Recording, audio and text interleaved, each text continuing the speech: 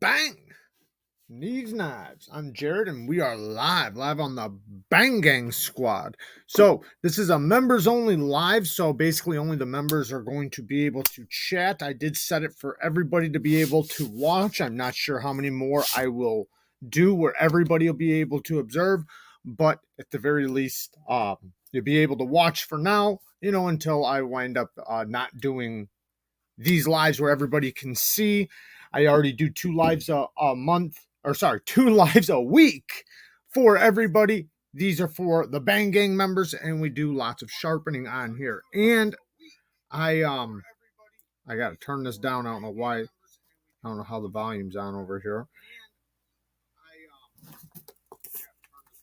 Oh, this is my other device. I'm sorry, guys. Anyways, let a few people get in here really quick. We're gonna sharpen a knife. And we are going to go over some aspects of how you determine what edge to put on a knife. We have a little graph here I made up. What's up, Miggy? We're just waiting for a couple people to get in here, and then we will proceed. We are going to talk about how to determine what edge to put on the knife that you are planning on sharpening. Then we are going to determine that, and we are going to sharpen a knife to that spec, you know, or to those specs. What's up, Ken? How you doing, man? So we're not going to sharpen this one, but I actually need to sharpen it, so maybe we will. Maybe I'll let you guys decide. So I got between the Praxis, but I also need to sharpen the new Chevalier. These are both CIVIVIs. I do need to sharpen both of them. I have 2 of these. One of these I'm thinking about breaking. I might test the lock strength with loaded weight, and you know, see how much weight the spine of the blade can hold before it fails. Now, is that very logical? No, but it's fun, right? It's fun. I'm not saying this is a hard use knife or that it's even attempting to be strong. I really don't expect it to hold much weight, but I just thought it'd be fun to find out. Now this one has, between the 2, I'm trying to figure out which one I want to keep and which one I'm willing to destroy. I thought about just giving it away, but I think the video would be a little bit better. Now this one doesn't have any button lock stick. This one has a tiny bit, but this is the one I like a little bit more because of that. You know, because it's such a minor amount of stick, it just reassures me that the lock is nice and strong. This one not having it, I'm almost wondering, will the lock fail easier on this than this one? Hard to say, right? All right, we got some Banggang members in here. So let's get started. Don't forget to hit the like button. It still helps with the algorithm because, like I said, I have this open for everybody to watch, at least for now. In the future, we're not going to do that no more. It'll just be the Banggang squad. Right now, only the Banggang members can chat, you know, unless if somebody donates and they can chat. But this is specifically for the Banggang squad because we already do 2 lives a week for everybody. Like I said, everybody can watch, though, at least for now. So what we're doing today, so we are going to figure out how you determine what edge to put on your knife. And then we are going to put that edge that we decide to put on the knife. We're going to put that edge on it.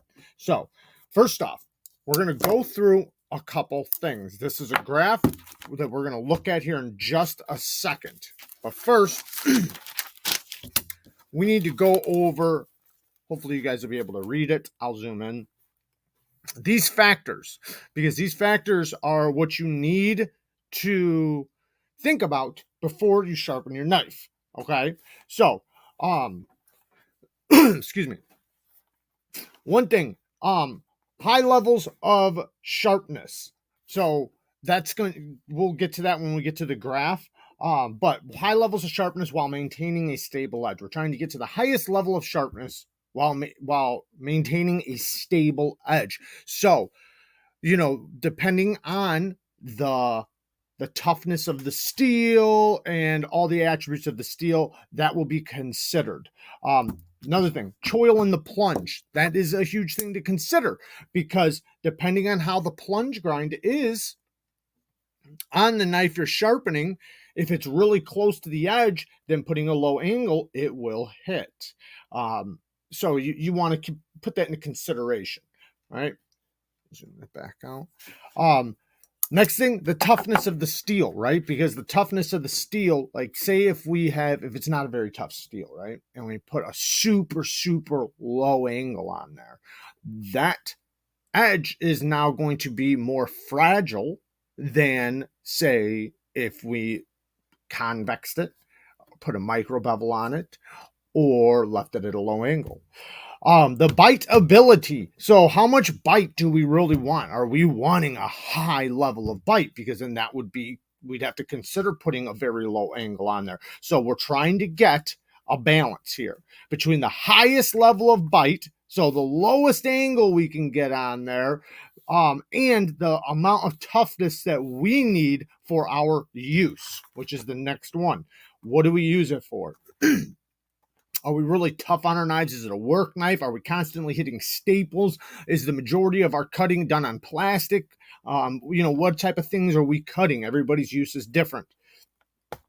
Stroppability. How easy is the steel to strop back? Things like that. Now, this is, that's arguable because it's just going to have to be about the steel. How easy is that steel to strop it back? Now, let's look at this guide really quick, but we need to also pay attention to this edge bevel ratio versus the geometry of the blade. So the blade thickness behind the edge is going to mean, like, if it's thicker, then the edge bevel is going to be larger than say a knife that is thinner behind the edge. So a 17-degree angle on this knife, if it was thicker than, or let me just grab a thicker knife. So between these two, right? This knife is a little thinner behind the edge than this one. So 17 degrees on both of these, this one will have a bigger bevel than this one.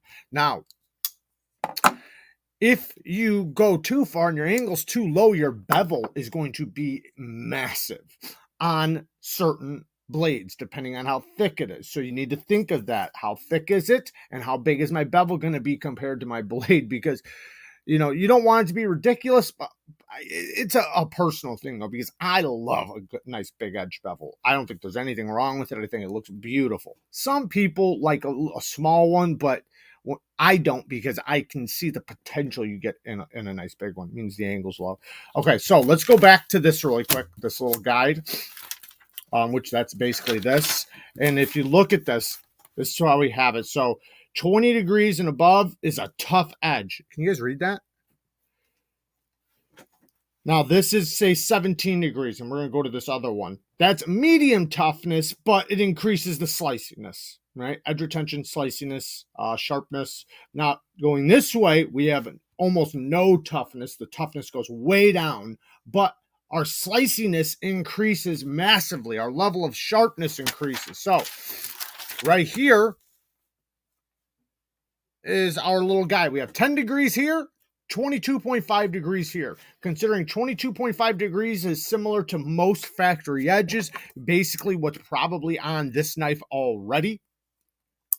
So it's going to be high levels of toughness, low levels of sharpness, low levels of cutting performance. Not low, but lower than over here. Now, we have a balance here, right? So, let me grab my pen. As we go down, we have, 22, 21.5, 21, 20.5, 20, so on and so forth, right? So this is the balancing point. So where do you want, you got to figure out, what am I doing with my knife? How tough do I really need my edge? Let's say toughness is lower on our standard, right? We don't really need toughness. So that's going to put us down, down here. We don't need any toughness, but we want a little bit. We don't want to be fragile as all hell. So, we'll move more closer to the center, right? More closer to the center. Now, we want the highest level of sharpness, which would be all the way down here. So We want the highest level of sharpness, highest level of cutting performance, but we want to increase the toughness. So by going all the way down here, we have no toughness. Our edge is very fragile, but high levels of sharpness. So we'll move ourselves, let's say for this knife. Now, remember, we have the plunge grind very close to the edge, so we don't want to go too low. As much as I'd love to put, I might be able to get a 15-degree edge on there because it's so thin, because that's another thing. Like I said, when it's thin behind the edge, the bevel won't be as large as if it was thick. So I think we could get away with right here, 17, between 15 and 17 degrees. Most knives, the balancing point is going to be 7. My pen's running out. Most knives, 17 degrees is going to be your optimal place. Now, if you are a little tougher on your knife, I would say go to 20. 20 degrees is a great angle too. It's a nice sharp angle, but it's not going to be as sharp, and your edge retention won't be as good as 17. Right? So, but 17 is a great balancing point for most edges. Not saying it's the end all be all. Like I said, yesterday I said this, but Spydercos are 15. So, consider that. If it's a Spyderco, you want to stick around 15. Unless if your edge is too fragile on your Spyderco. But anyways, 17 to 15 is where we are at. So now we need to determine, where do we want to go? 15 or 17? I really want the high levels of sharpness. I don't consider this a tough knife at all. I think, I still want to keep a little toughness, but I think we could be just fine at 15. I think we would be just fine at 15. However, we have the choil in the way, and I do want to be able to put more edges on this, and this not be the first edge that gets near the plunge grind, and then I won't, because this will be the first time I'm sharpening it, so I do need to remove some steel to get into some good steel. We probably have a burnt edge, blah, blah, blah, blah, blah. So because of that reason, I'm going to go with 17 this time, and in the future, I might lower it down to 15. Also, from here to here is time. 22.5 will be the fastest sharpening. 10 degrees will take the longest. So that's another thing you have to consider. How much time do you got? How much effort do you want to put into sharpening? Because this, especially if it's thick behind the edge, if the knife you're sharpening is 30 thousandths behind the edge, pack a lunch. You're going to be there all fucking day. So, figure that out for sure. This is like school, but about sharpening. Yes, it is. Yes, it is. All right. So we determined we're going to do 17, between 15 and 17, right? I'm not too worried about it as long as it matches. Now, should we do freehand or a fixed angled system? I'm going to use I think most people in here have a fixed angled system. So we're going to use a fixed angled system today. Maybe next week we'll do a freehand. So we're going to pull out this system. I do have the new KADET, but I'm going to wait to do that for a review or test it out, review it, and then we'll bring it out in the Banggang lives. So let's get our KAPTON tape. This is what I use for my blade. You don't have to use this. You can use painter's tape. You can use whatever tape you want. I do this to protect the blade and the finish. So looks like I already got a scratch on the coating. So I'm just going to put a little piece over the blade just to, give it a little bit of protection. Sometimes I like to put 2 layers. I always put it a little bit on the spine so that I can rip it off easily.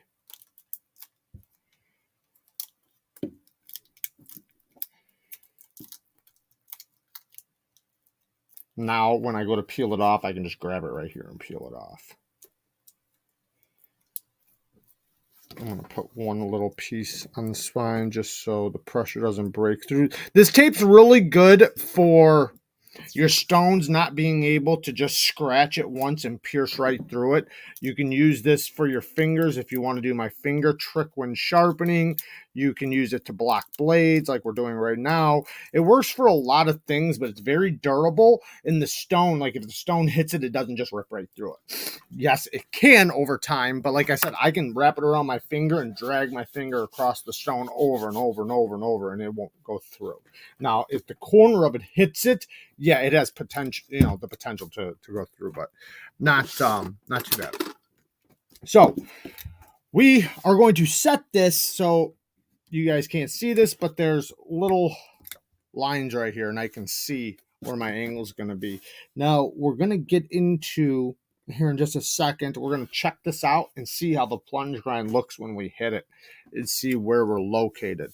But I'm going to set it right around 12 right now because I also have this angle from the stone. I do need to clean this off really quick. Now your rods, don't be afraid to drip some oil on your rods because they can get squeaky and locked up. So let's drip just a little bit of oil on here, just a little dab-a-doo. Bam, bam, bam.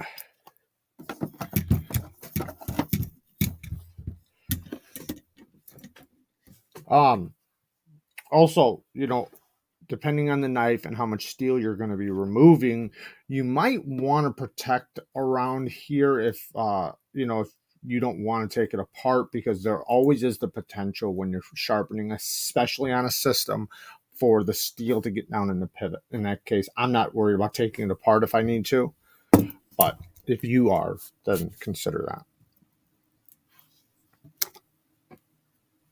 Now, I want to consider right now my stone and where it's going to hit. I don't have a thumb stud, so I don't have to worry about it hitting a thumb stud right here.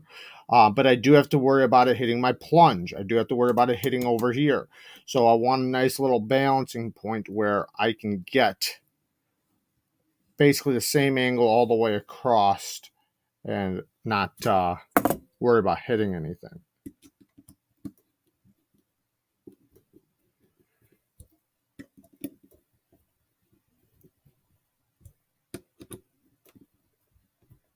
Now we're going to check both sides and make sure it's pretty close. You don't have to be like 100% exact. And if I'm not reading your guys' comments, give me 1 second. I will be reading the comments.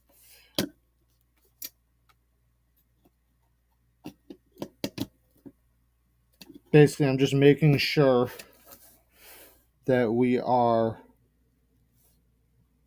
the same on both sides.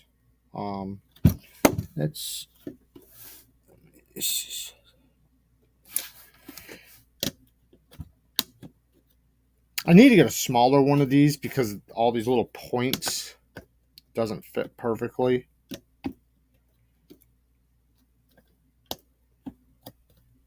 I'm just checking it in different areas so I can have like a roundabout. We're right around saying 8.9, but I'm gonna make sure it's on the right setting. Oh. No, it's on hold.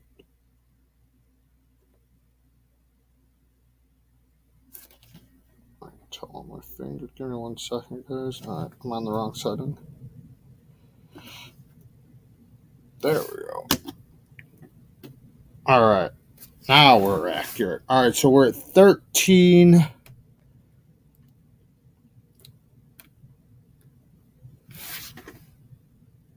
14.3. Let's flip it and check this one.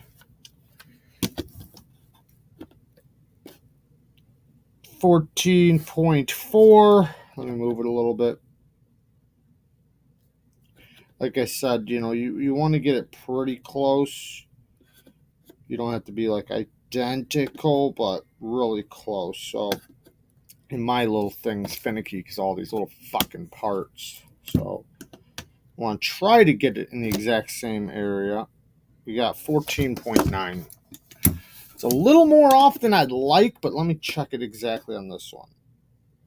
4. Oh no, we're good. 14.9. 14.9. All right, I'm just in the wrong area. Double check it one more time.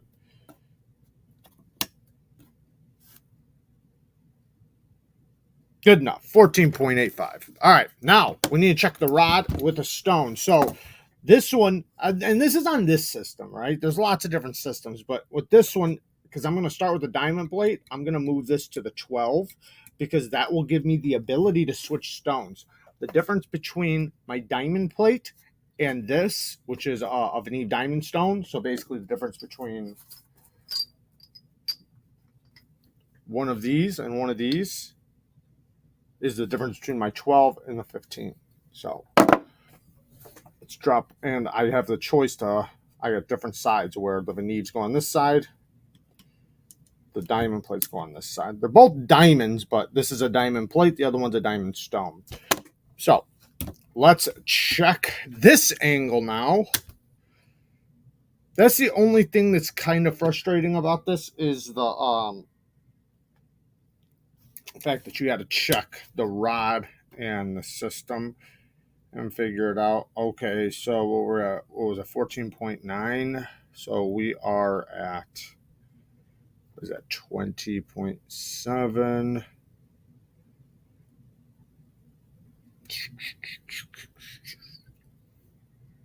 Is that right? Yeah, so we will lower this a little bit.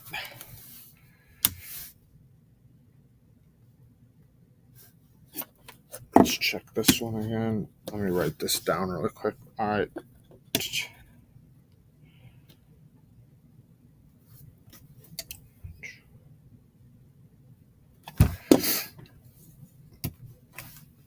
Sorry, I'm doing it over here so I can make sure it's accurate.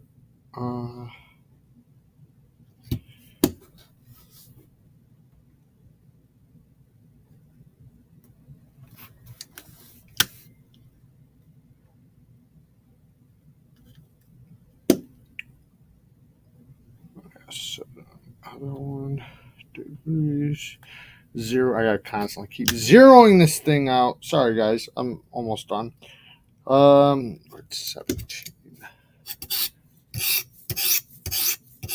Okay, we need a little bit lower.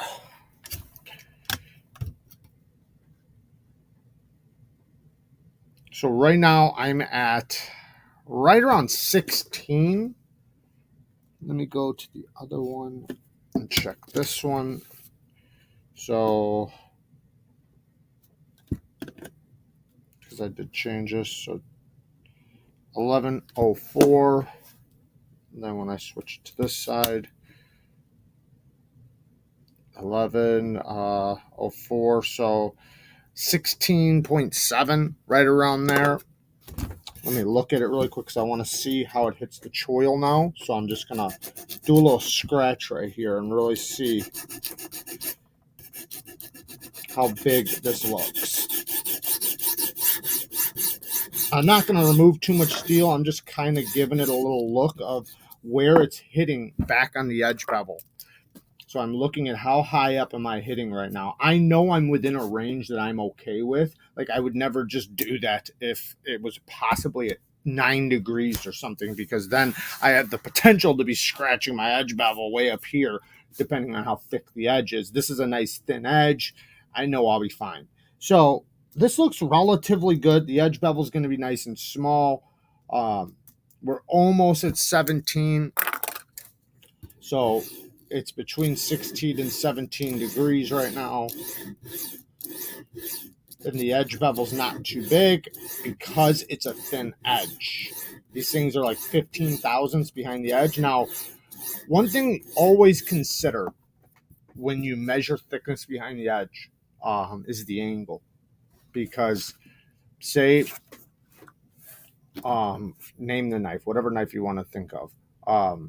Depending on how thick it is behind the edge, or how high your angle is, like say if it's a 25 or 30 degree angle on your edge and you measure the behind the edge thickness, that is going to be a lot thinner than what it's going to be if you want a good cutting edge, because if you lay that thing down to 15 degrees per side or 17 degrees per side, it's going to be much thicker behind the edge. So always consider the angle of which it's sharpened at for the thickness behind the edge measurement. So what sucks, because it's so close, like I have so much potential to hit this plunge grind. So I gotta really watch that area. Now, like Blades and Fades, he likes to tie this a little thing around here which blocks him. That's a really good idea. Especially if you're rushing, or not even rushing, but if you're, everybody gets to a point to where you kind of rush to some extent just because you're not trying to sit there all damn day.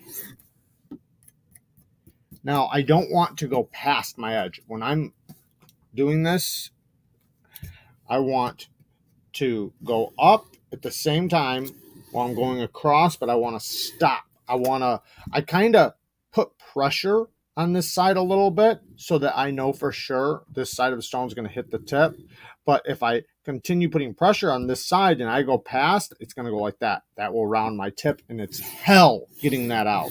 So I just don't even try to go past. And if I hold this ball right here, that can make it to where I have a higher level of chance of it going like this. So a lot of times I just hold the stone. I have a lot more control over it that way. And when I get to this point, I make sure, if I am trying to go fast and I'm not really paying attention like to the highest degree, I'll keep pressure on this side.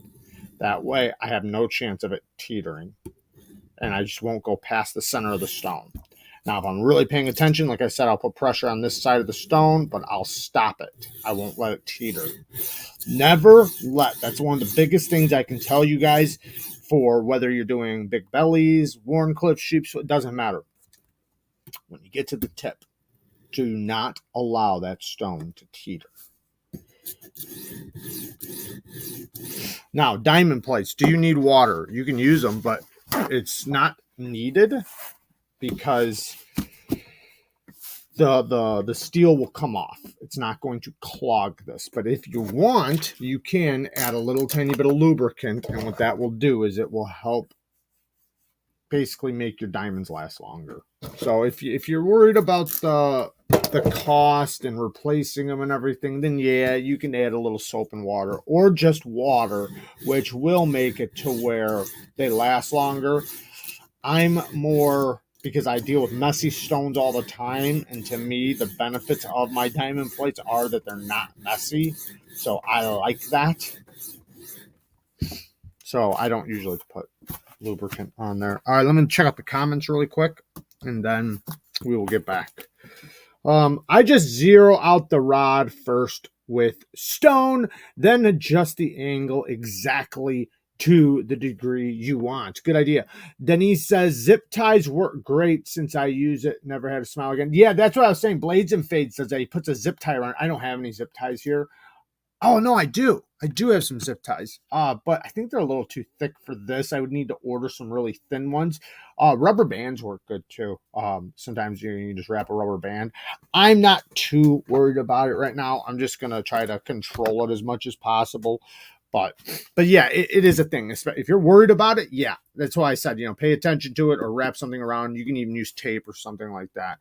But yeah, you definitely want to protect it. Maurice, what's up, brother? I can barely use a work sharp. Did you get, Maurice, did you get the aftermarket parts? Or did you, are you just working with the work sharp? Are you talking about the precision or the field, Maurice? What sharpening system are you using? This is the TSPROF Blitz. It originally was just the regular TSPROF, but I got all the parts to make it, TSPROF Blitz 360. The Blitz you can get without the other parts, and it's kind of the base system. That's what I originally got. Then I got all the extra parts, which is this piece right here, which is a thing that makes it go up taller. And then it gives you the piece for the different stones, so you don't have to use the same. So you can basically use the diamonds or the VENEVs. You could do that anyways, but it doesn't fit as good. And then what else was there? And then, oh yeah, I got the convexing tool, which is basically just a piece that goes on that makes the rod convex. But yeah, the 360 is definitely worth it. You get an angle guide, or sorry, if you get the whole 360 system, you can get an angle guide, you get the stones, you get a bunch of extra stuff.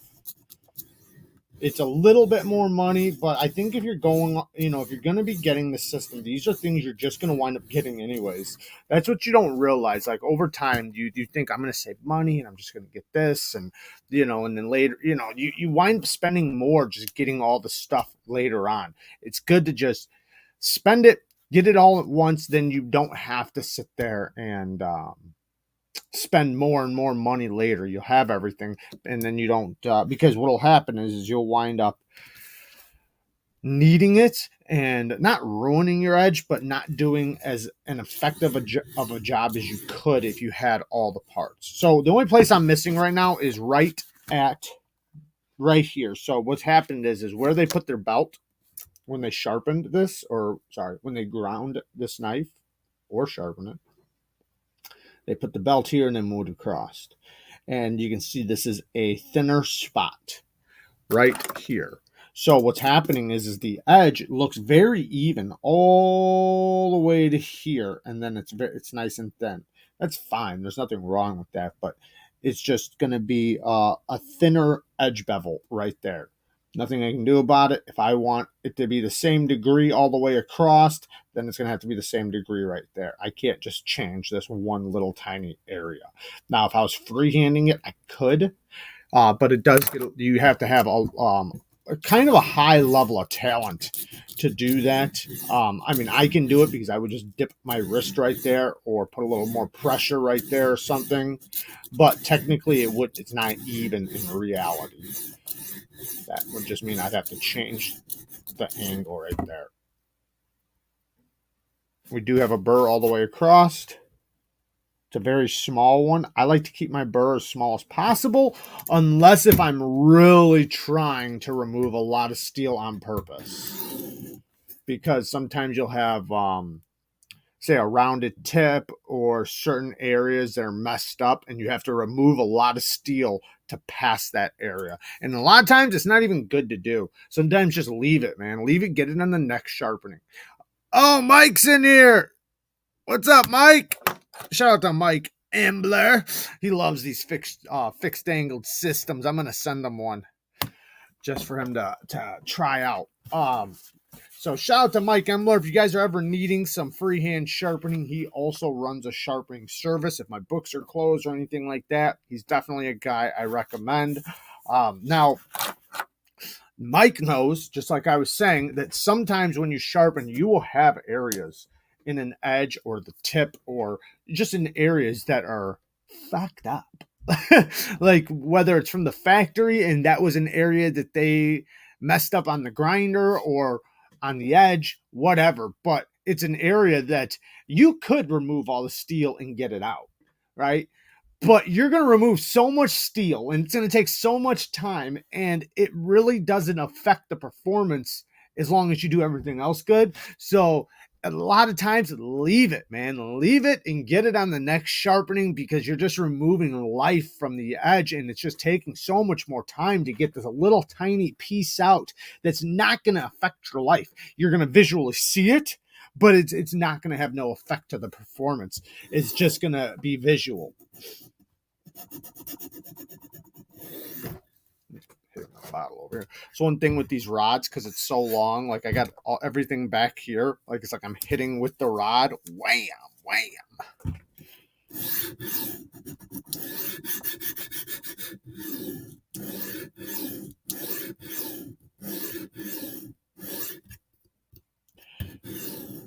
Now, I know, almost rounded my tip. So most of the sharpening I do is freehand. I, like probably 80% of all my sharpening is freehand. But I like having these systems, one, because I can offer it with my sharpening service, and two, other people, I can review them and test them for other people, because I know not everybody has the time or the patience to get high levels of freehand. And it's not that they won't try, and it's not that they don't want to or anything like that. It's that they have very expensive knives and they don't want to risk practicing, but they still need a sharp edge. They don't want to risk practicing on their expensive knife, but they still want a sharp edge. So they go and they buy a system like this or a sharpening system, but they want to make sure they get the right one. They want to know how to use it effectively. And that way, if they want to practice freehand or doing freehand, they can, but they don't need to risk their expensive, folders. I'm going to get this bottle out of the way so I stop hitting it. All right, let me rotate this a little bit. I'm just going to turn this just a little bit for you guys.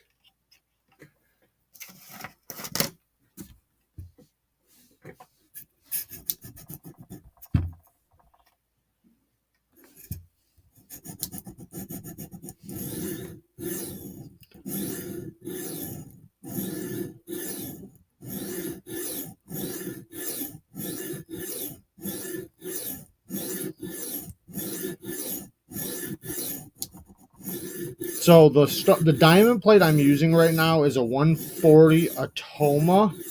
I have technically a 50 grit, but they don't make the 50 grit in this size.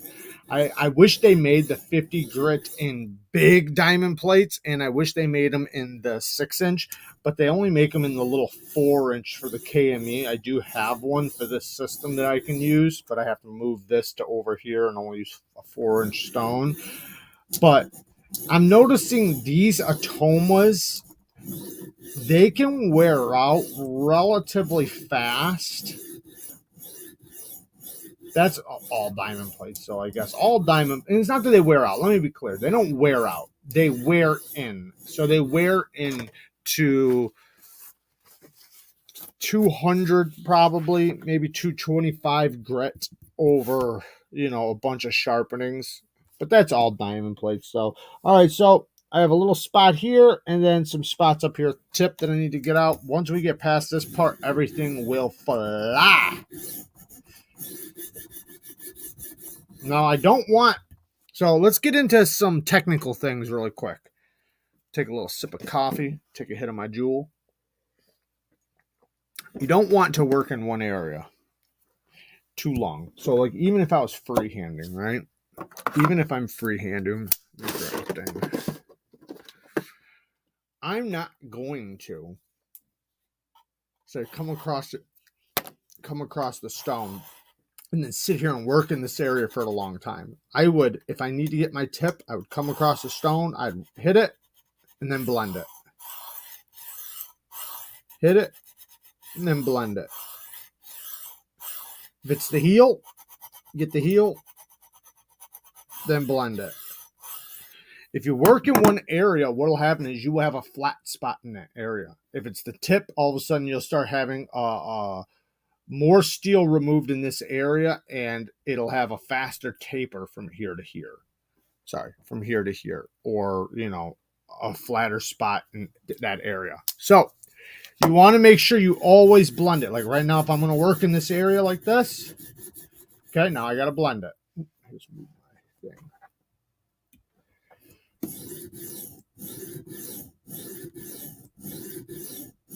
Work in this area. Now I got to blend it. Always do that. That will happen very quick. Next thing you know, you will look at your knife and be like, damn it. And now you got to remove all the steel from this down here in order to match it all up. So just don't work in that or any area too much without doing a nice blend. Back this up a little bit.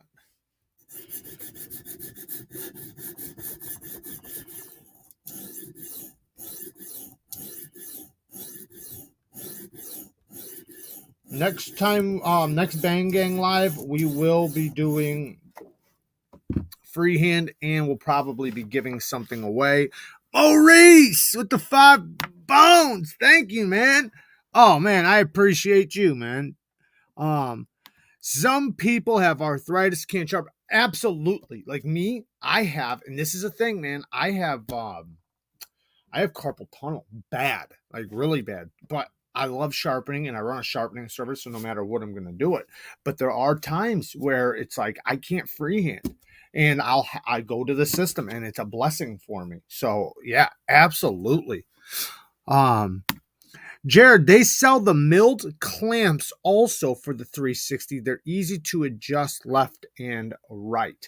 Yeah, well, see, now I got the Cadet, so I'm literally about to put this one away. But thank you, though. I do appreciate it. Yeah, and they have a bunch of different parts you can get. Now that I'm going to switch over to the Cadet, I'll be using that for for the next while. But yeah, it's maybe something I might look into. Thank you.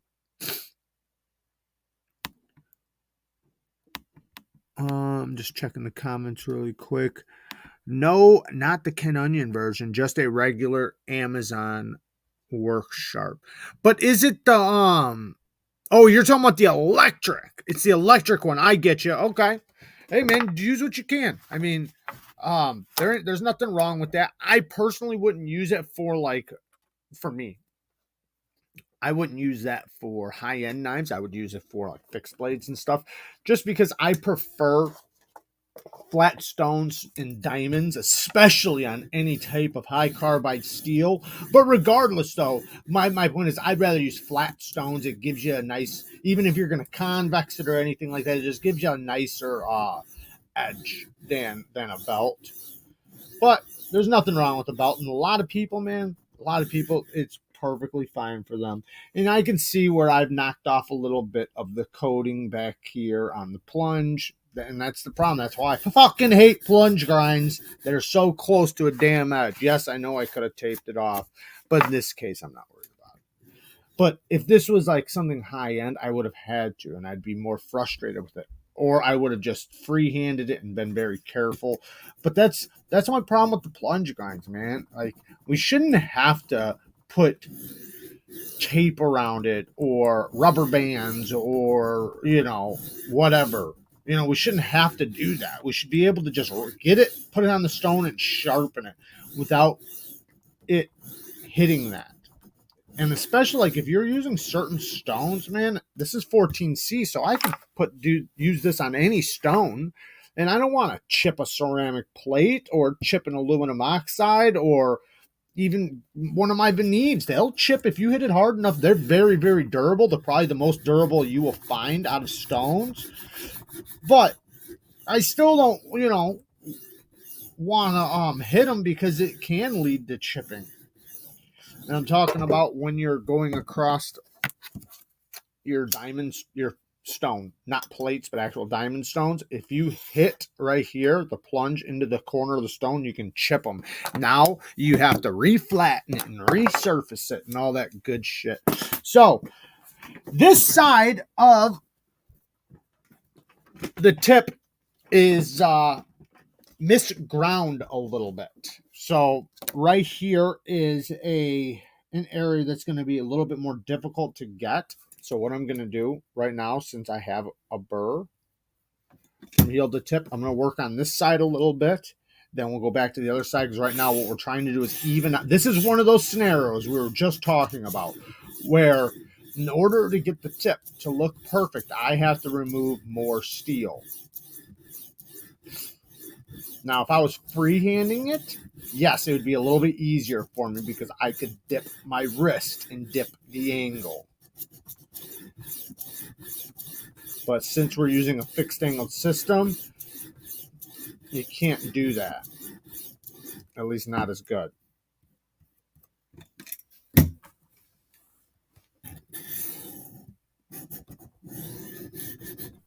So this is a time where I'm going to put pressure. Let me take this off the screen. Sorry, guys. Tri-State! What's up, man? Just stop by to say hello. Banggang squad. Thank you, man. I appreciate the donation. Hell yeah. Shout out to Cole over at Tri-State EDC. Go and follow his content. Awesome channel. He was live right before this. I went over there and hung out for a little bit, talking some steel talk. So what I'm going to do is I'm going to bring this across the blade, leaving pressure on this side. okay? But I'm not going to allow it to get too far past the tip. So I'm basically not much pressure, but I'm just a little bit more pressure on this side of the stone as I'm coming across, so that the stone is for sure going to really get into that tip, but not much. Like I don't want to go far past it, because then, like I said, you can tilt. You don't want to do that. So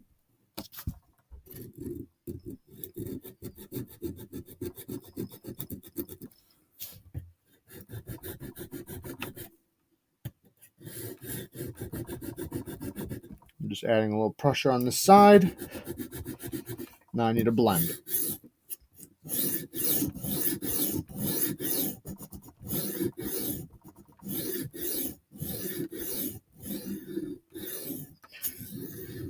Now you can also a lot of times get right to the middle of the plate, not past the middle, right like on this side of the middle of the plate, and go like that, and you can sometimes get it really good. But you're kind of still doing the same thing like I was saying, kind of angling it like this, but in the middle of the plate. Yeah, there's still a little bit there, but I'm getting it.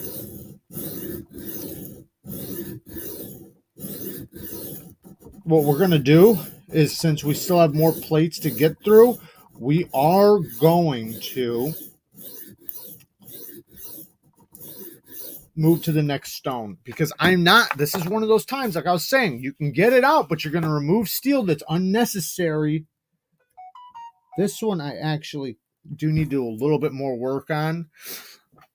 John, what's up, man? Happy Sunday. What's up, brother? Thank you for the donation.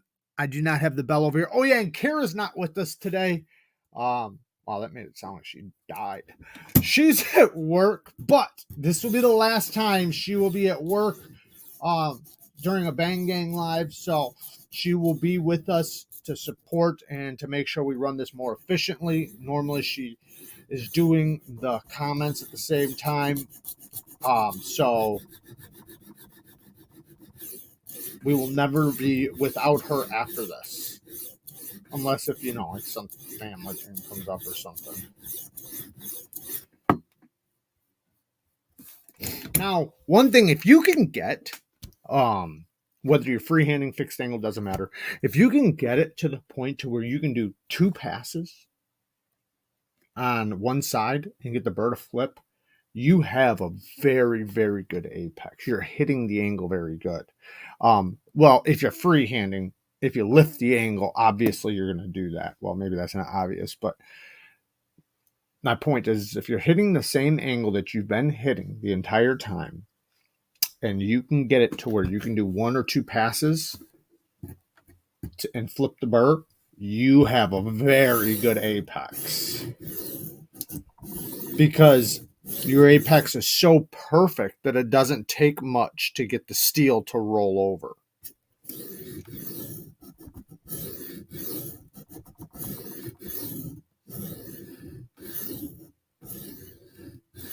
Sometimes I do this too. This is another thing I do. Hopefully you guys can see this. Let me just turn it this way a little bit. So I'll go, this is in order to hit the tip really good. I'll go across the stone like this. And then right when I get to here, I'll go up. It's a motion that you kind of got to get used to doing, but that helps me hit the tip too, because I'm basically taking the tip and running it right through the middle of the stone without going past. No teeter. No teetering. All right, now let me make sure my edge bevels are matching up, because I've been working on this side longer than this side. Yeah. That's another thing. You want to make sure if you have a spot to hit out on one side, you got to still flip over and get the other side to make sure you're not mix matching and making one side bigger. Now, if it's missed ground, then that might be okay in order to make the edge bevels look like they're matching. All right, I'm going to work on this tip one last time, then we're going to switch stones, just because my, and see, look at that. See, you can you guys might not be able to see it, but I can see where I worked on this part a little too much without blending just now. So before it gets uneven, I'm just going to remove some metal right here.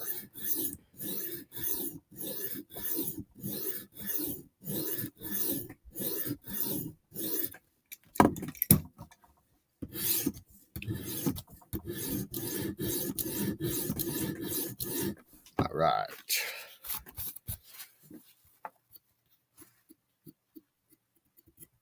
So let's talk about really quick. I'm going to zoom in really quick. We're going to look at this flaky burr. So see this steel right here? That is the burr.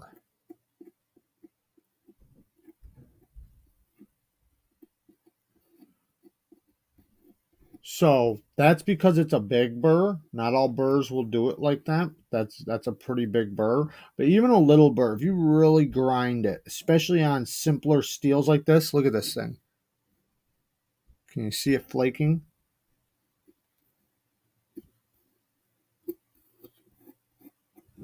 So if I wanted to do a deburr now, I could, after I just flipped it, focus, knock it off this way. Now flip it back over, knock it off this way, do a single pass up. I'm just knocking the burr off right now, cleaning my apex.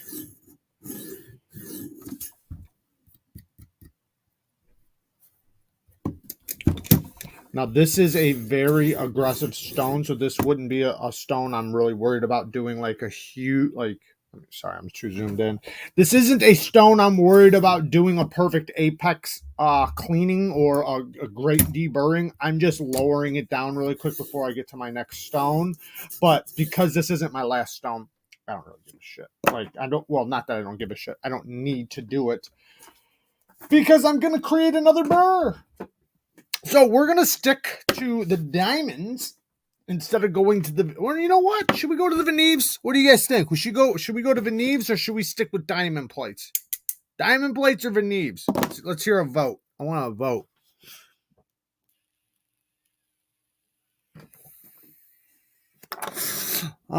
Freehand sharpening is easier than what people think. Don't get me wrong, it takes some getting used to, but it progressively gets easier. Yeah, absolutely.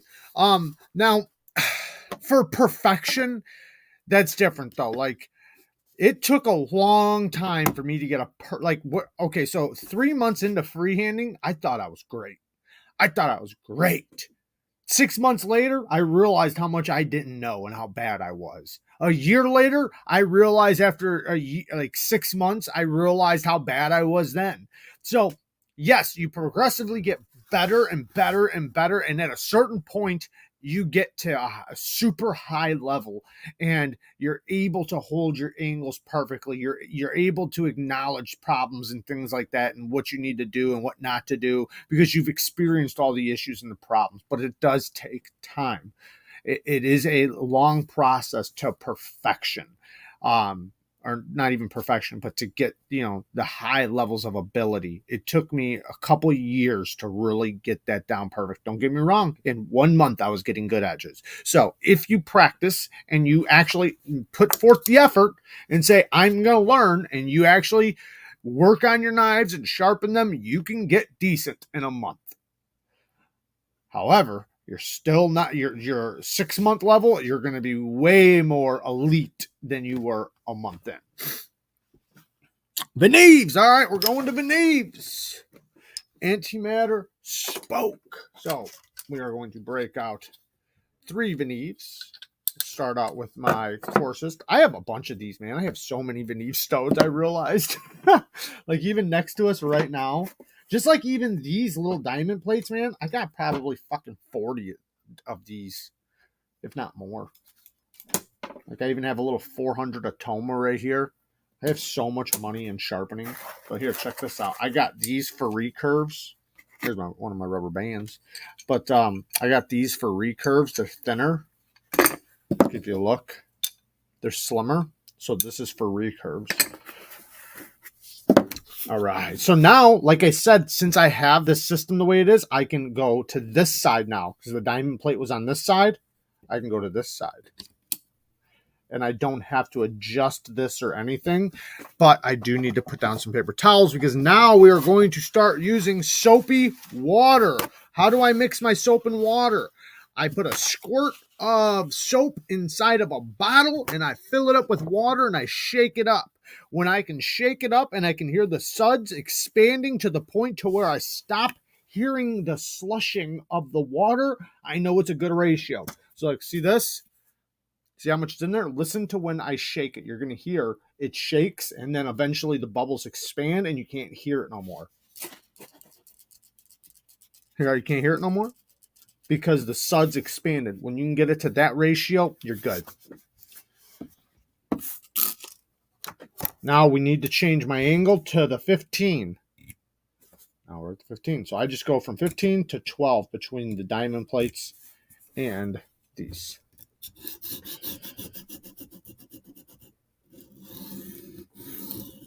Now, these ones are a little bit more finicky in the guide because the plates have this little ledge right here.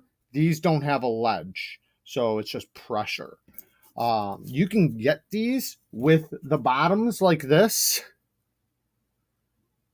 where they're on a plate. You can get them like that, but for the double-sided ones like I have here, you got to get them like this, at least to my knowledge.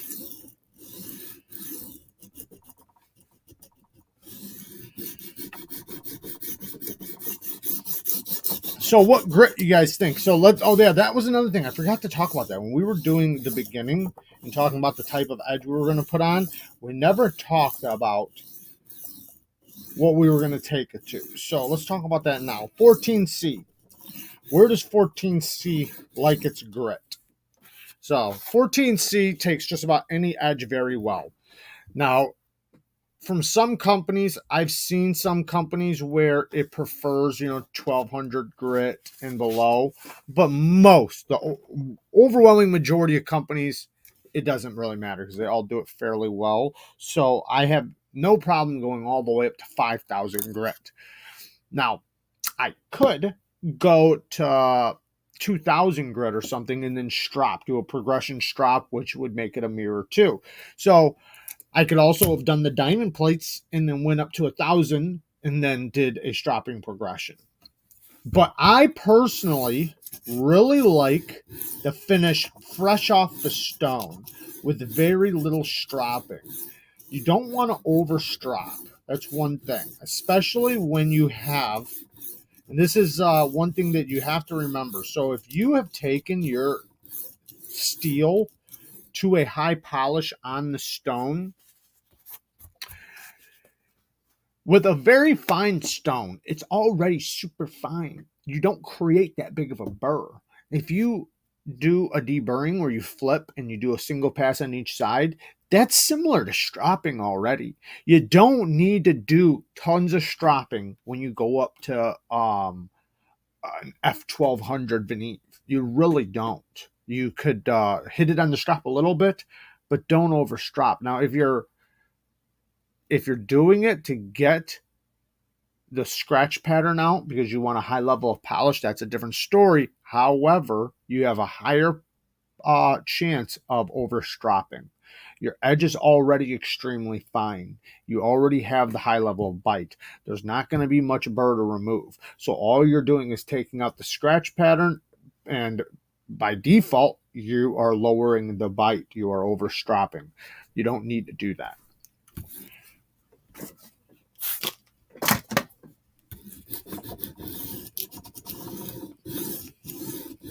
Now, if it was a lower grit, that'd be different. If it was 1200 grit or 1500 or 600 grit, yeah, then you could do a stropping progression and get away with it a lot more, as long as you're holding the angle. Obviously, you can put the wrong angle on the strop and over strop too.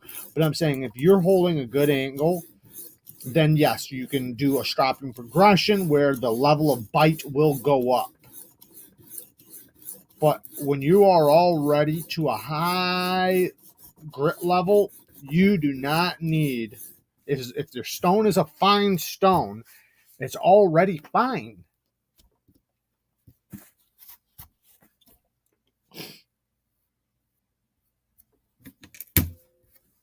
I'm going to knock the burr off. Now we're going to flip.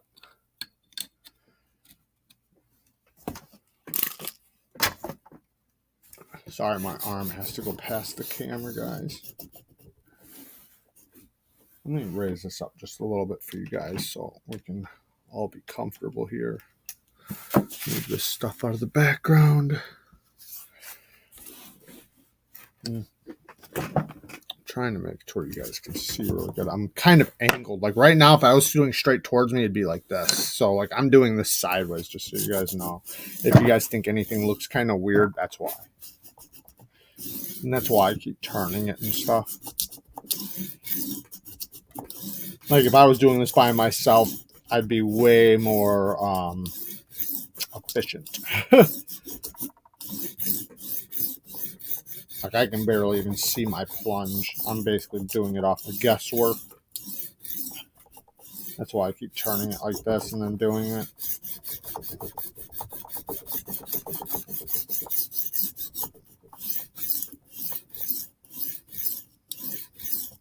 When you're using a fixed angled system, you have to get used to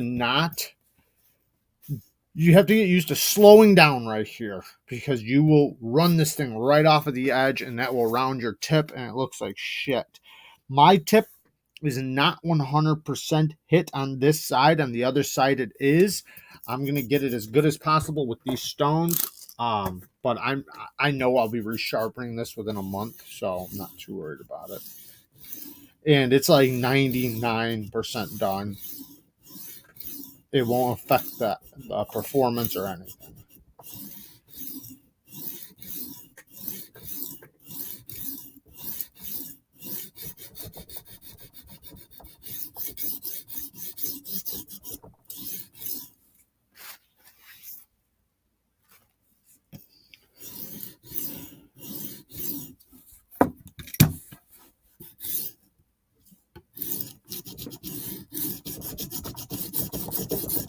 One thing that sucks about this system with the VENEVs is that when I use the rod or the handle like this, it's more likely to teeter off. So I like to hold it right here, and your fingers get wet and damp, and it can get irritating after a while.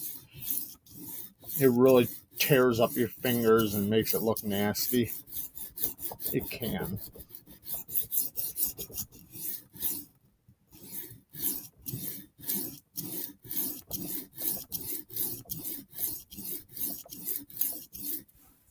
With freehanding, you're always going to have one side that you're better at, because just because you're more effective that way, or you have more practice, or it's your dominant angle or whatever. Sometimes it switches. It switched on me. I was really good at pulling towards me, and then I got really good at pushing away, and then eventually it evened out and I got good at both. I usually don't take my 14C above 1200 before stropping. I take it every which way. 14C, in my opinion, takes any grit. If you want a fine edge, you can do a fine edge. If you want 1200 strop, you can do that. If you want 600 grit strop, you can do that. If you want 5000 grit no strop, you can do that. If you're going to do no strop, then you want it at a, you better be really good at deburring, but or have it at a very high grit. I'll probably still strop, but I'm not going to need to by the time we're done, because we are going to take it to 5000 grit. And the stone, you'll see me when I do a deburring, I'm going to do a clean deburring, so there's not going to be anything really to clean up.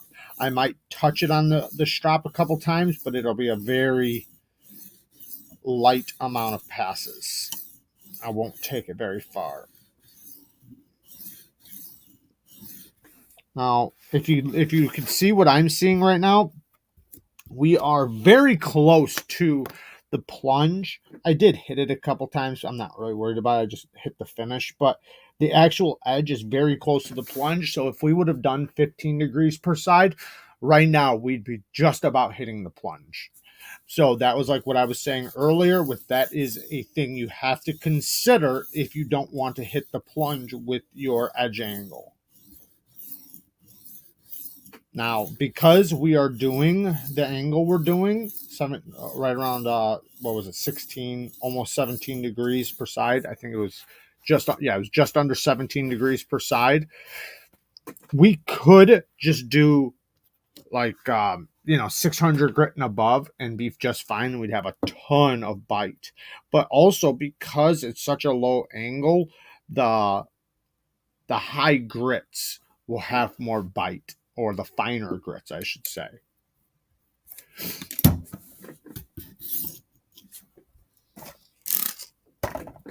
With a high angle, those finer grits get really slick on just about any steel. So that's why some people say all polished edges are slick. That's because they don't know about angles. Because you get more bite out of a lower angle, because the edge is finer, It's thinner behind the apex. We should start separating that. Thickness behind the edge versus thickness behind the apex. Because the apex is the very, very tip of the edge, not the edge bevel. When you're measuring behind the edge thickness, you're measuring the behind the edge bevel, not behind the apex. Some people ask me why I do back and forth strokes.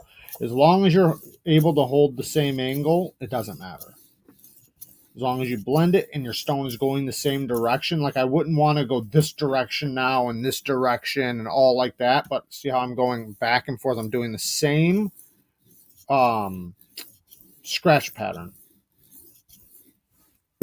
Now, I'll do a couple single passes, especially when I deburr, or sometimes when I'm finishing up with that stone, I might do a couple single passes like that.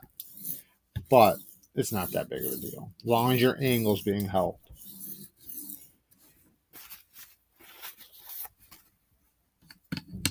Switching stones. Now, this would be considered technically like the 1200 grit, a 1200 grit. It's the what is it? The 400, I think. The VENEV 400, because remember, the VENEV stones is an F rating. It's not the same grit rating we do. So their 400 is basically 1200 grit.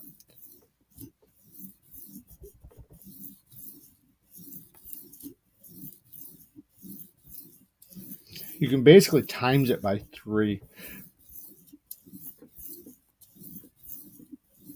So 400 times 3, 1200. Not saying that that's perfectly accurate, but it's right around the right grit.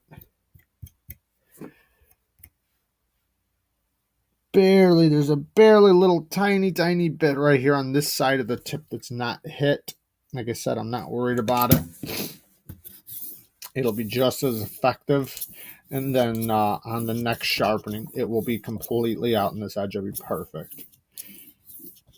And on the next sharpening, I'll do it at either 17 or either at 15 degrees per side, or somewhere in the middle between 15 and 17. I might even just do it at 17. This is a pretty good edge bevel on here. Not big, not small. It looks really good. If it did get a tiny bit smaller, I don't know. It looks pretty good, actually. Maybe I wouldn't want to raise it up any.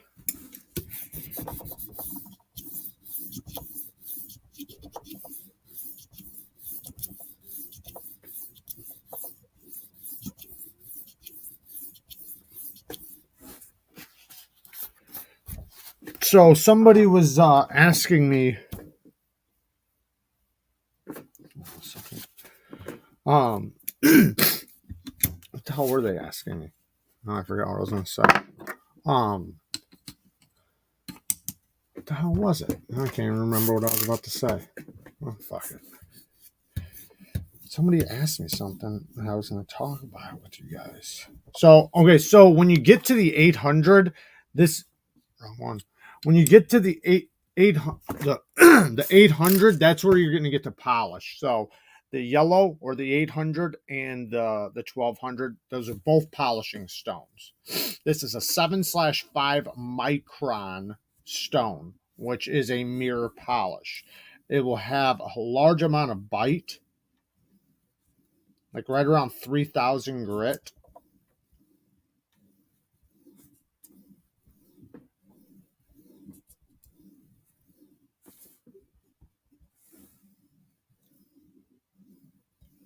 Now, depending on how well you did your progression with your stones, depends on how well the mirror will come out. If you rushed through your stones, then it's not going to come out as good because you have deep scratches that you never got out with your last stone. Always make sure you get all the scratches out with the next stone. Don't move on to the next one if you still have deep scratches from the last stone. And if you have to back up and you have to drop your lower grit in to get them out, do it.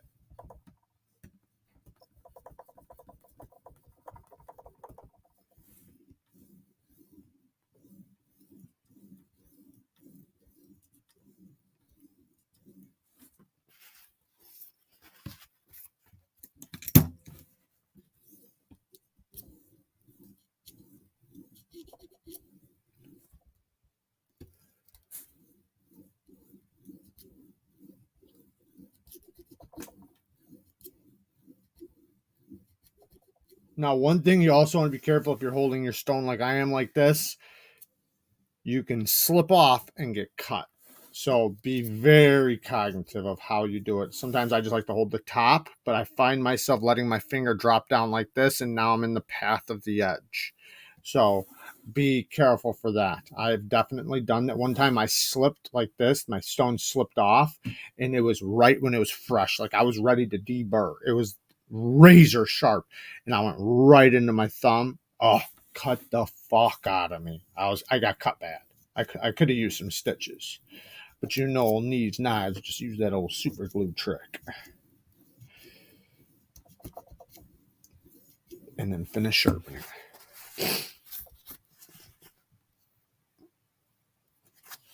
All right, now we are ready for our finishing stone, which is right around 5,000 grit or 3/2 micron.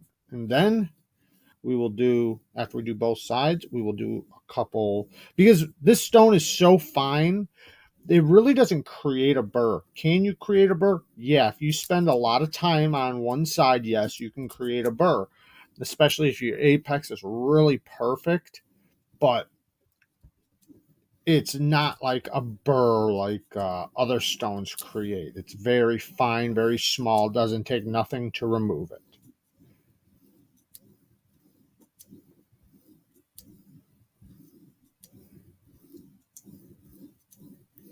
Now, one little trick you can do if you have a tip that you really need to get, you can get up here at the tip and do a couple side to sides like this. I'm literally just going side to side, just at the tip. Sometimes you can even go side to side like this if you really want to get rid of a scratch pattern, just blend it in. You don't want to do your sharpening like that, but just for like a finish.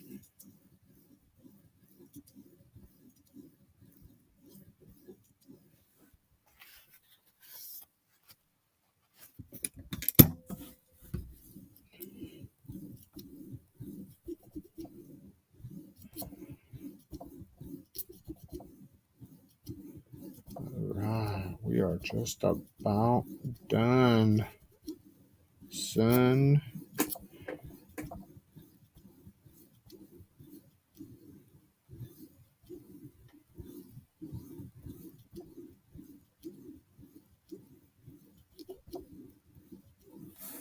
Look at it. Looking good. I do want to do a couple more passes though.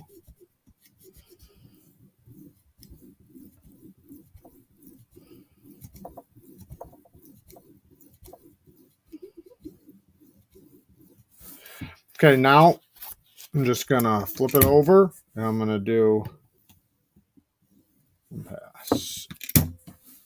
Technically right there, I just deburred.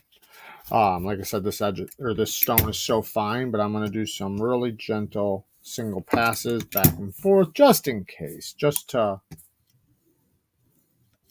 clean up anything that I might have. Just 3 or 4 times. You can feel it too. You can really feel if there's a burr. Like I can tell it's gone now.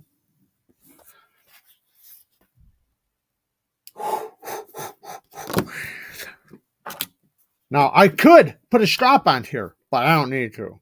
What I just did was perfectly acceptable for strop. I might do a freehand strop, but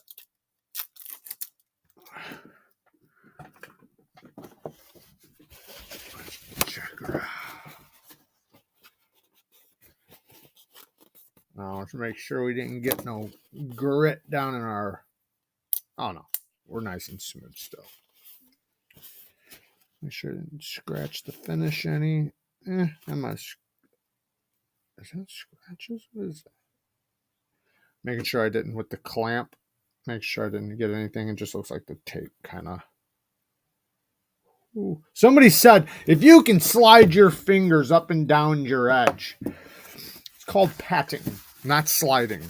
When you see me, my fingers with the edge, I'm never sliding unless if it's like where this one was. This one wasn't, didn't have any bites. So yes, this is not sharp. I can slide my fingers.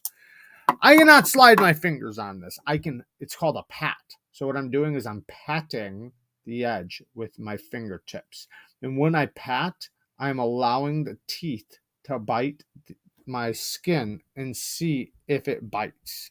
If it bites my skin, I know it has bite, right? That's what we want is bite. There's a high level of bite on this. Very high level. Now, if I wanted even more bite, 15 degrees per side would give me that. Let's check the entire thing.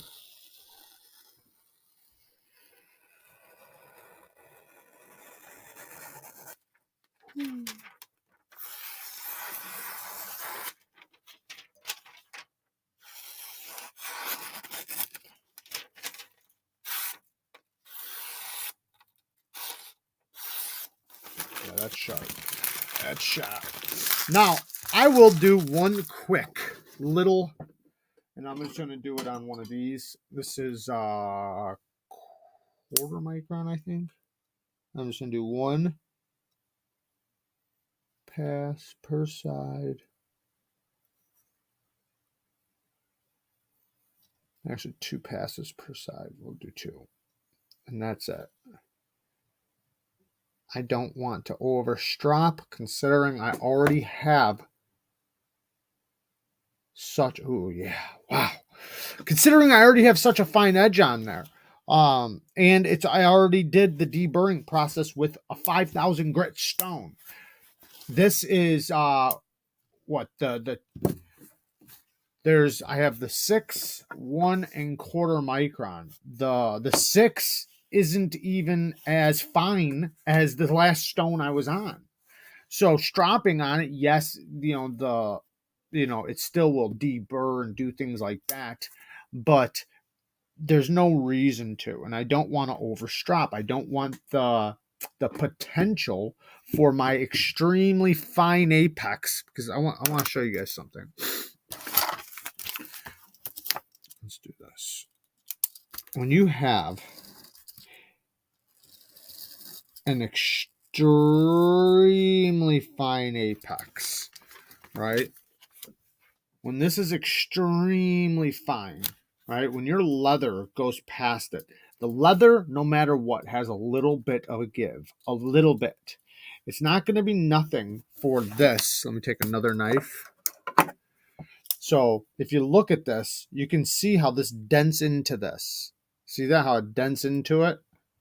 Now, you never put that much pressure. You want to be nice and light pressure. But when your apex is so fine, it doesn't take much pressure for it to barely affect, you can see it affecting it right now, and I'm not putting much pressure on the leather.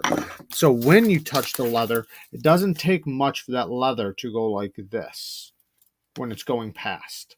So as you're going past, so say if the strop is hitting, as you're going past, it will do that. When you do this side, it will do this.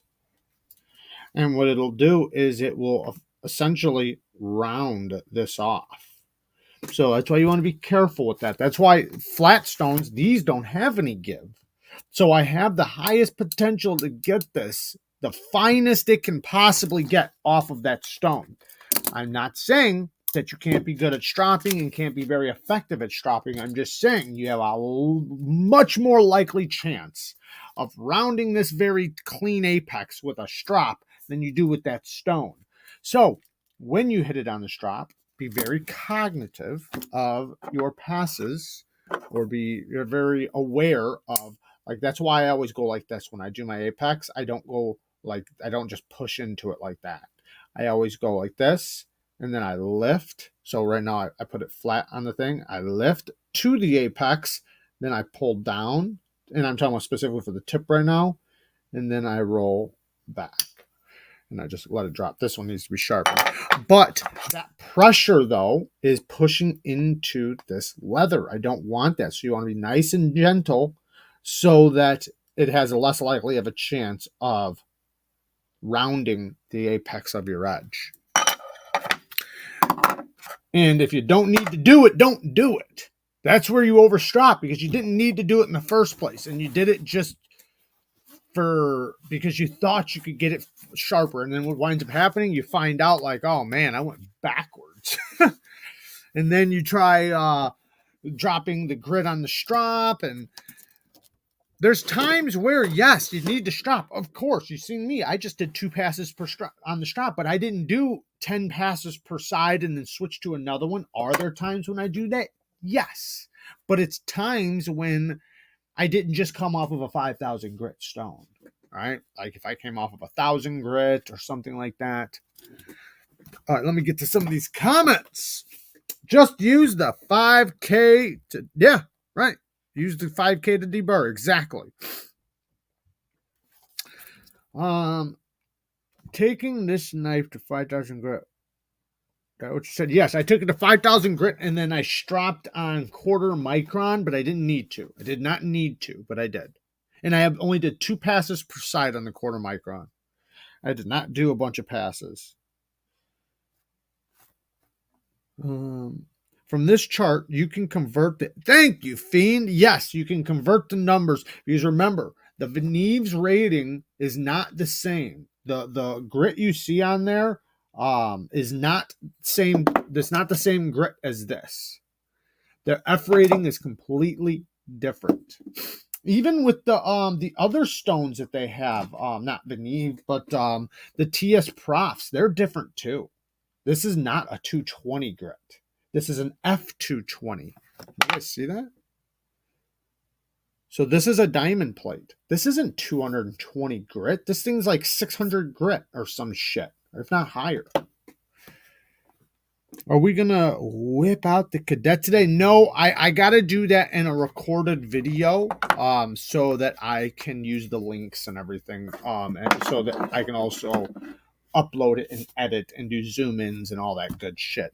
I'm not effective. Like with a live camera, the focus is not the same. I can't do B-roll. I can't do all that good stuff. Fiend says, I tend to always pull towards me, then switch hands to mirror the motion. Always give me some asymmetrical, but practice should fix that. That's interesting. People are different. Like some people can use, like Kara, she can use right and left hand. I would not be effective doing right hand or left hand, but I know what you mean. See, with me, I do it. Wrong one. Let me get the other one. The one I haven't sharpened yet. I go just like this, and then I go towards me. I couldn't do that. Like, I don't even want to try. If that's the way you meant. Why are you forcing intoxicated primates to sharpen your knives for you? With the VENEV diamonds, say after 1,500, what micron gunny juice would I start with? So, with the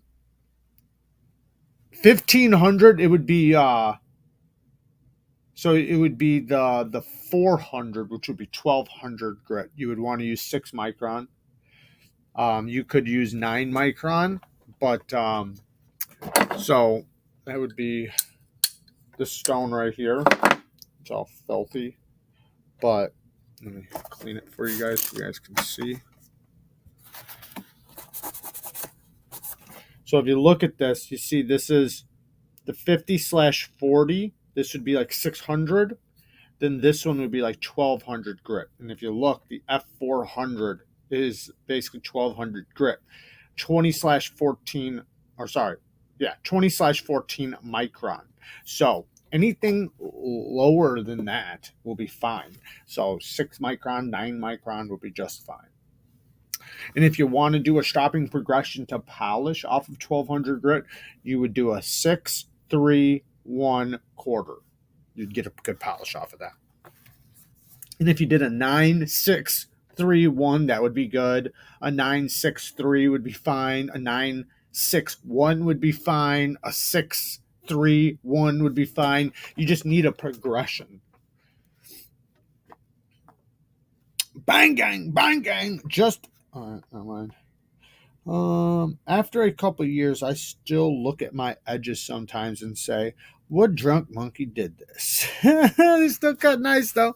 Hey man, that, you know, there is a level of which we take it to maybe a level we don't need to sometimes, but I like doing that. I want the highest level of sharpness I can get, as beautiful as I can get, as effective as I can get, but sharpness does not always equal quality. You can have some of the sharpest edges I've ever done were the worst quality. And what do I mean by that? What I mean is that the apex was so fine that it was so fragile that after one use, it is going to be dull. Right? The fine edge would not hold up. Or if I barely bumped anything, it would just chip or roll. Or maybe there was slightly a burr, right? You know, like just things like that. Having a quality edge for that steel, for that knife, for the use you do is the most important. So you get the highest level of sharpness, the highest level of bite, and the longest lasting edge you can get. Now, different steels have different fine edge lasting attributes. So, like say crew wear. Here's a good example. Crew wear. Crew wear holds an amazing fine edge. So, like that high level of sharpness when we're like, whoo, that's some sharp shit.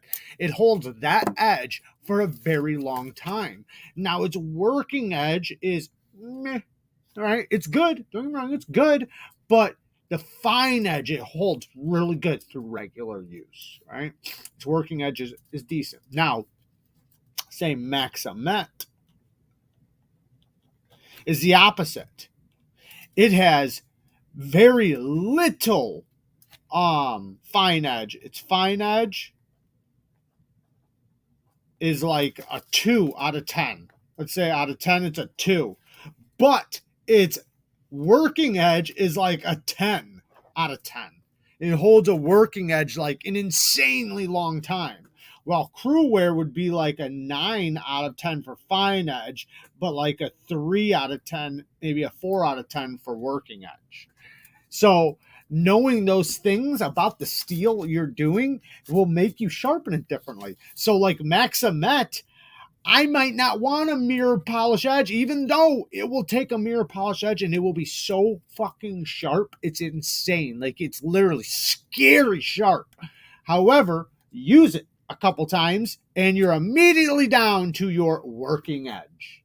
So, because it has only a 2 on holding fine, it doesn't even hold a fine edge. So, you use it a couple times, you're down to the working edge right away. So, wouldn't it be better to just put a damn good working edge on there? It'd be better to put a 400 to 600 grit, aggressive, toothy with a lot of bite edge, because then it's going to hold that bite much longer and it's not going to get slick. If you do the fine edge and ultra fine edge on it, it's just going to get slick as shit. And yes, it'll still cut, but it'll be slippery and slick because it doesn't have the ability to hold that fine edge, if that makes sense.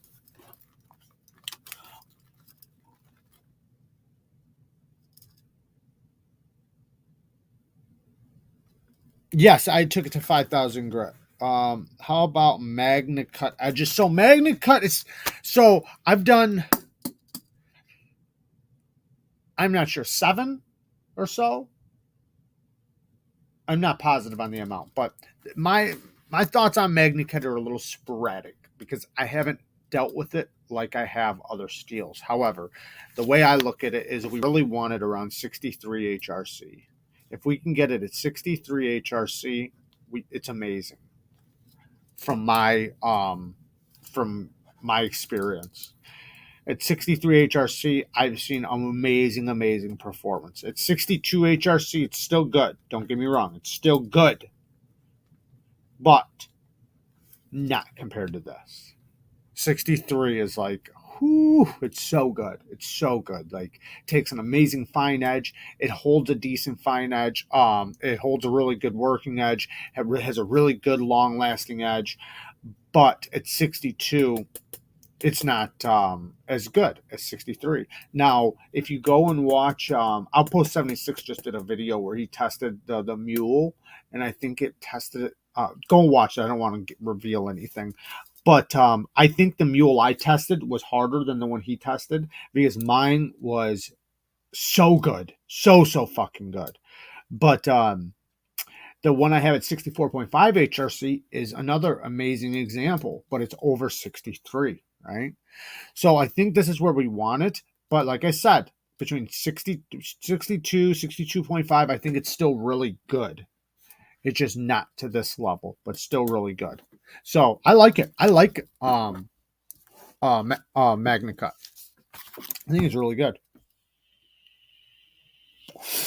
Yeah, Zachariah, it's kind of weird because my experience with DC 53 was pretty good. I seen he didn't have a very good experience with it. I freehanded my edges. I did not use a fixed angled system. I know he uses a fixed angled system.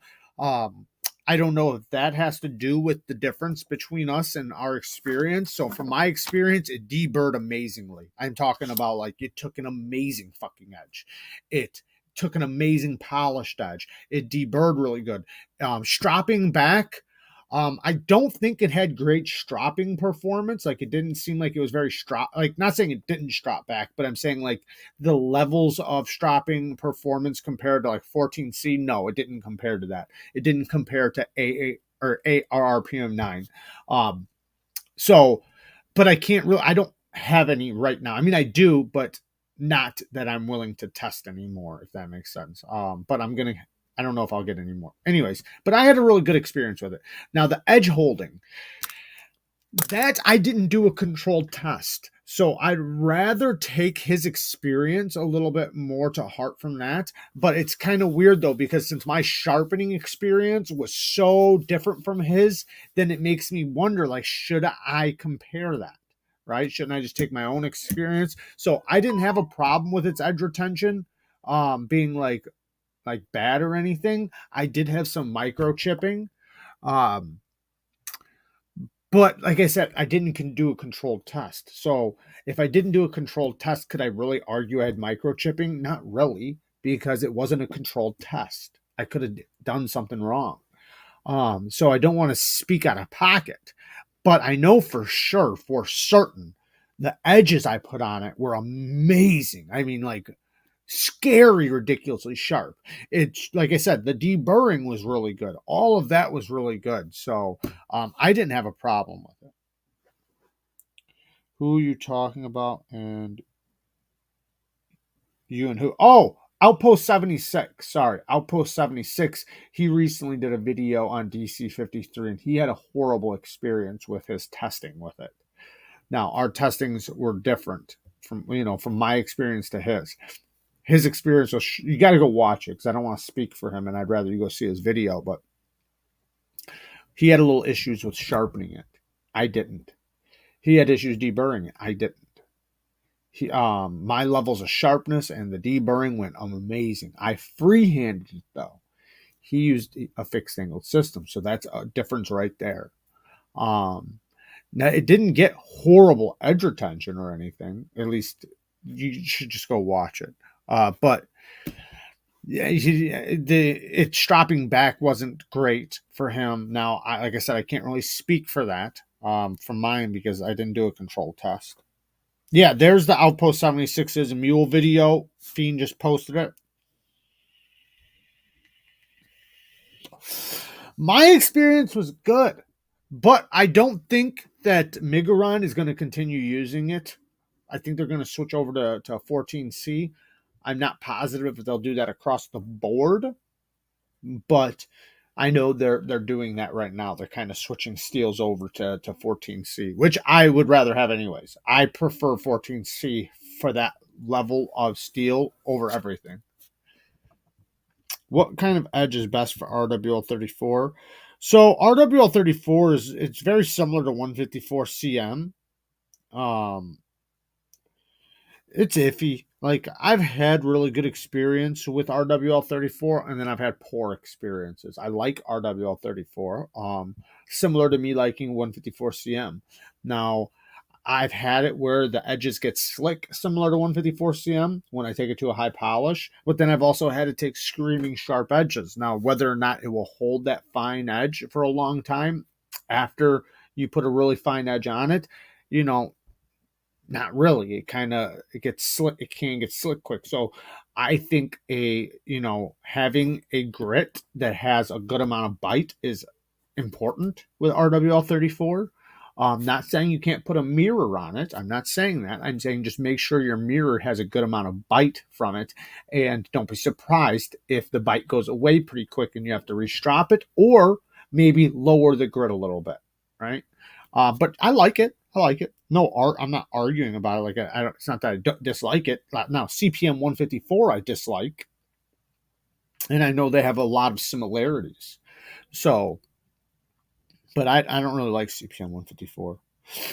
VG10 is similar to 9CR, 440C, and 154. Yeah, 9CR is very, very similar to 440C. That's where 9CR came from. VG10, OS10, they're very similar. And 154 CM is, very similar to the RWL34. What else is it similar to? You could even technically compare it, if you're going to compare it like its attributes to 14C, but they don't sharpen similar, and they don't take the same edges as similar. VG10 and OS10 are very similar. Yes, they are. But just so you guys know, don't ever take somebody, like even mine right now, right? If I say, ooh, my thing's getting unfocused. If I say, okay, this is a good way to put it. CTS XHP and D2 are very similar. CTS XHP is a stainless D2. When you look at the breakdowns of the steels, they are almost identical. It's just a stainless version of D2. But that stainless changes the steel completely. Changes the way it takes an edge, changes its edge retention, just changes every fucking thing. So just because something's very similar doesn't mean it's going to be the same. You add or take away something very, very tiny in a steel, everything can change on that steel. Like, there are some steels that you could say are the same, like M390 and 20 CV, basically the exact same. But certain steels, when you hear somebody say they're similar, the similar it's a stretch, because a lot of times there's a lot of differences, right? Even if you take the exact same steel, put it this way, 154 CM and CPM 154, they're the same exact steel. CPM 154 is just a powdered version of 154 CM, but they respond and act completely different in my experience. Like, CPM 154 doesn't take a great edge, in my opinion. It takes a very slick edge. Even at a 300 grit, you can sharpen 154 CM at 300, or let's say 600 grit. CPM 154 600 grit will be way finer than 154 CM 600 grit. Like, I mean, way finer. 154 cm 600 grit will be hyper aggressive. I mean, it will be fucking nasty aggressive and have a ton of bite, while CPM 154 will be slick. It's weird. It's so weird.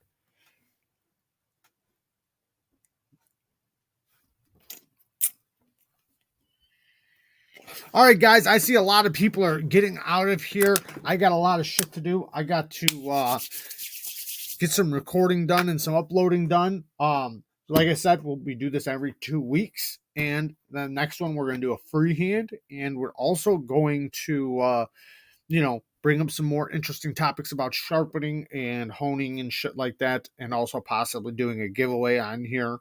I think that's important for me to do on here. Do constant giveaways.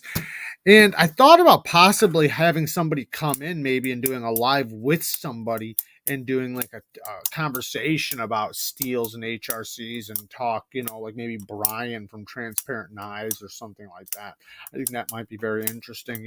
I haven't asked him or nothing like that, but it might be interesting. Or even possibly having somebody come on that is sharpening, right? So that they can ask questions while we're live. Right. And then we could do it together and it might help somebody else that's in the same boat. So maybe if one of you guys wanted to do that and you had a good camera and a good setup, we could maybe do that together live in front of everybody. That might be interesting. But I do appreciate all your guys' support. Thank you, Fiend. He just linked the Patreon. If any of you guys want to become patron members, we do a giveaway, or technically 3 giveaways a month on there. We at least do a giveaway every month on there to all the patron members and a little bit behind the scenes stuff. More giveaways than anything. But I do appreciate you guys joining me today. Thank you guys for becoming Banggang Squad members. I love you guys. Peace. Gotta find the camera.